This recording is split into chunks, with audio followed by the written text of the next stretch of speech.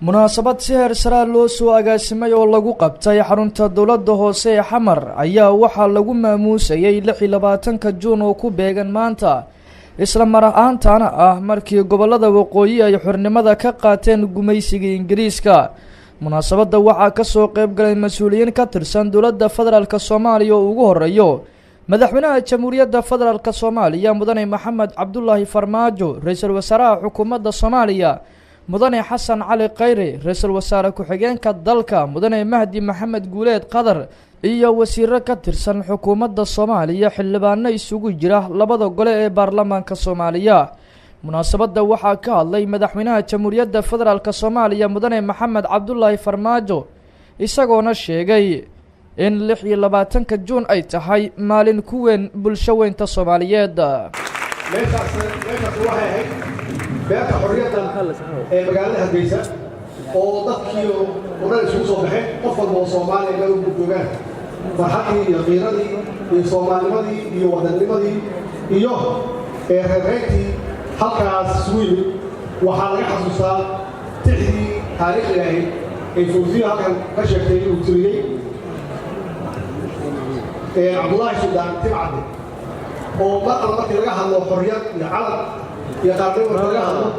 تحدى قفل الصومالية وكيله كاسوا هاي صغير ومسقامون أنسدوا هاي إن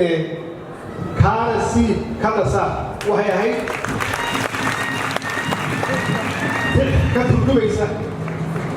كتردويسة دريك شعب الصوماليين ومرة ضوية وقت كسي جوعان قميس النعيم أما ديدان قميس oo ay ka soo bilaabatay 1900 ka soo bilaabatay halkii ugu horeeyay halgamada Afrika oo bilaabay Sayid Maxamed Cabdullaahi Xasan oo ka bilaawday gobolada waqooyi oo ognahay inay yihiin dad wadaniyiin oo mar walba aan ogolaanin in la gumaysto ama gumaysi aan ogolayn.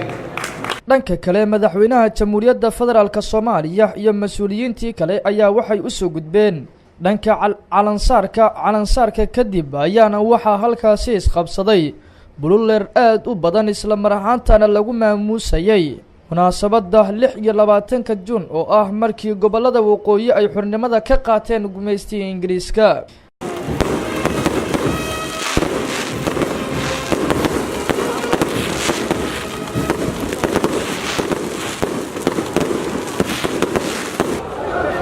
kastaba ahaatee munaasabadan ka dhacday xarunta dowladda hoose ee Xamar ayaa waxaa ka soo qayb galay mas'uuliyiin sarsare oo ka tirsan dowladda federaalka Soomaaliya uu ka mid yahay madaxweynaha Jamhuuriyadda Federaalka Soomaaliya Mudane Maxamed Cabdullaahi Farmaajo iyadoo sidoo kale ahmiyadda lagu saarayay 26 Juun. Cabdixakiim Xasan Axmed Cabdixakiim Kucaysane KGS TV